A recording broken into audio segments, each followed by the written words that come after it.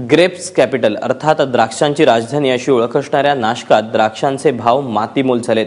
अवघ्या 8 रुपये किलोनं द्राक्ष विकली जात असल्यानं द्राक्ष उत्पादक चिंतेत सापडलाय। व्यापाऱ्यांनीही द्राक्ष खरेदीकडे पाठ फिरवल्यानं हजारो एकर बागांमध्ये द्राक्षांचे घड विक्रीविना पडून आहेत। नाशिकसह दिंडोरी, निफाड, पिंपळगाव या भागातही अशी स्थिती आहे। एकट्या नाशिक जिल्ह्यानं यंदा 25 लाख मेट्रिक टन द्राक्षाचं उत्पादन घेतलंय। सुरुवातीला विदेशात निर्यात आणि देशांतर्गत बाजारात विक्री झाल्यानं उत्पादकांना चांगले पैसे मिळत होते। मात्र नोटबंदी आणि नंतरच्या घटनांमुळे रोख चलन उपलब्ध नसल्याचं कारण देत व्यापारी द्राक्ष खरेदीकडे पाठ फिरवत आहेत। आतापर्यंत नाशिक जिल्ह्यात 2 द्राक्ष उत्पादकांनी आत्महत्या सुद्धा केल्या आहेत। दरम्यान हवालदिल शेतकऱ्यांशी बातचीत केली आमचे प्रतिनिधी सागर वैद्य यांनी। आजपर्यंतच्या इतिहासामध्ये द्राक्षाला केवळ 8 रुपये किलोचा भाव मिळतोय आणि तरी सुद्धा व्यापारी उपलब्ध नाही ही द्राक्ष विकत घेण्यासाठी। खरं तर सोन्यासारखा माल आहे। एरवी जी द्राक्ष 50 रुपये किलोपेक्षाही अधिक भावानं विकली गेली असती त्याला आता 8 रुपयांनी सुद्धा गिराईक नाहीये। काय परिस्थिती आहे शेतकऱ्यांची, काय असं सगळं घडतंय, काय याची कारण आहेत हे जाणून घेणार आहोत आपण। बोलवे मला सांगा काय परिस्थिती आहे, किती बाग होता तुमचा आणि किती रुपयांनी विकतात? आता आमचा 1 एकर बाग आहे आणि आता 8 रुपये किलोने व्यापारी तरी धसून राहिले। 8 रुपयांनी देईल आता। तो बी बेदाण्यावाल्याला चाललाय, बेदाण्याला चाललाय। एवढा चांगला माल असून गेल्या वर्षी काय भावाने तुम्ही विकला होता? आम्ही 30 रुपयांनी गेल्या वर्षी 30 रुपयांनी विकला होता। यंदा व्यापारीच येऊ नाही राहिले घ्यायला। मागणीच नाही असे व्यापारी म्हणतात। मागणी नाही असं सांगतात। मला सांगा काय ही सगळी परिस्थिती का बरं अशी?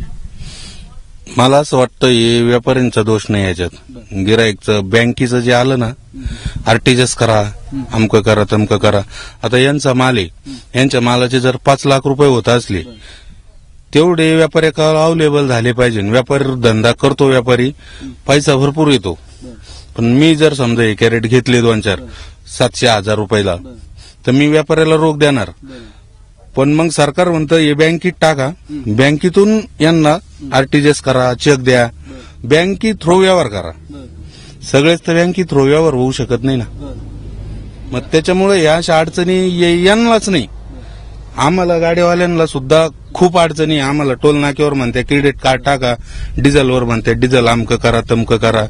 आता मी रोख पैसे उपलब्ध नाही म्हणून हे सगळं पैसे उपलब्धच नाही ना, चलनात पैसाच नाही।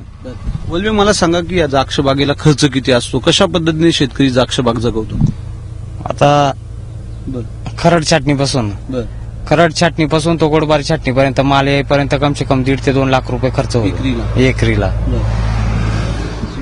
यासोबत अजून एक शेतकरी आहेत, मला सांगा काय हे सगळं द्राक्ष बागेचं अर्थकारण काय, कशा पद्धतीने शेतकऱ्यांना फटका बसतो? ह्या वेळेची कंडिशन असते कमीत कमी 40 ते 45 रुपये किलो द्राक्ष विकतो दरवर्षीच्या तुलनेत। ह्या वर्षी तो जवळजवळ 7 ते 8-10 रुपये सुद्धा घेऊन नाही राहिले व्यापारी।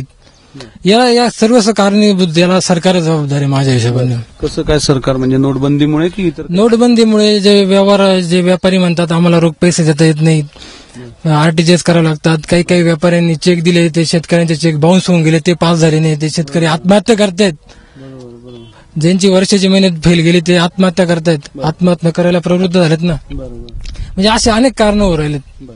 खरं तर द्राक्ष पट्ट्यामध्ये नाशिकच्या कधीही शेतकऱ्यांच्या आत्महत्या पाहायला मिळालेल्या नव्हत्या, परंतु गेल्या 2 आठवड्यामध्ये 2 तरुण द्राक्ष उत्पादक शेतकऱ्यांनी आत्महत्या केली आहे। आणि याची कारणं जर पाहायची असेल तर सरकारला सुद्धा या द्राक्ष बागांमध्ये यायला लागेल, या द्राक्षाचं अर्थकारण समजून घ्यावं लागेल।